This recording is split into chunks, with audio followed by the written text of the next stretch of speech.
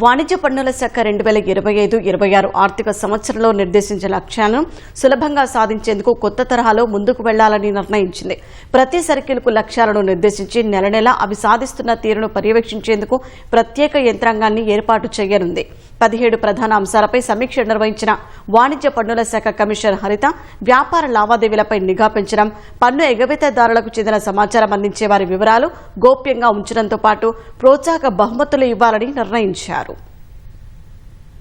రాష్ట్రంలో ఈ ఆర్థిక సంవత్సరంలో 85,112 కోట్ల రూపాయల లక్ష్యాన్ని ప్రభుత్వం నిర్దేశించింది. అయితే తరచూ కమిషనర్లు మారడం, సరైన పర్యవేక్షణ లేకపోవడం, అధికారుల మధ్య సమన్వయం కొరత తదితర వివిధ కారణాలతో 10,000 కోట్ల రాబడి తగ్గింది. గత ఆర్థిక ఏడాది 75,154 కోట్లు మాత్రమే వచ్చింది. ఈసారి 88,463 కోట్ల లక్ష్యాన్ని రాష్ట్ర ప్రభుత్వం నిర్దేశించింది. అయితే ఈ లక్ష్యాన్ని సులువుగా సాధించేందుకు వీలుగా ముందు నుంచే వాణిజ్య పన్నుల శాఖ కమిషనర్ హరిత ప్రత్యేక దృష్టి సారించారు. కసరత్తులో భాగంగా నిన్న రాష్ట్రంలోని ఉన్నతాధికారులతో సమీక్షా సమావేశం ఏర్పాటు చేశారు. 17 అంశాలపై సమీక్ష నిర్వహించారు. సీనియర్ అధికారుల నుంచి అభిప్రాయాలు తీసుకున్న తర్వాత ఈ ఏడాది నిర్దేశించిన లక్ష్యాన్ని సునాయాసంగా చేరుకునేందుకు రాష్ట్రంలోని 118 సర్కిళ్లకు లక్ష్యాలను విభజించారు. ఆయా సర్కిళ్ల పరిధిలో ఉన్న డీలర్లు వారి వార్షిక టర్నోవర్లను దృష్టిలో ఉంచుకుని ఈ లక్ష్యాలను నిర్దేశించినట్టు తెలుస్తోంది. ప్రతిరోజు ప్రతి నెల ఆయా సర్కిళ్లు చేసిన పనిని ఎప్పటికప్పుడు పర్యవేక్షించేందుకు వీలుగా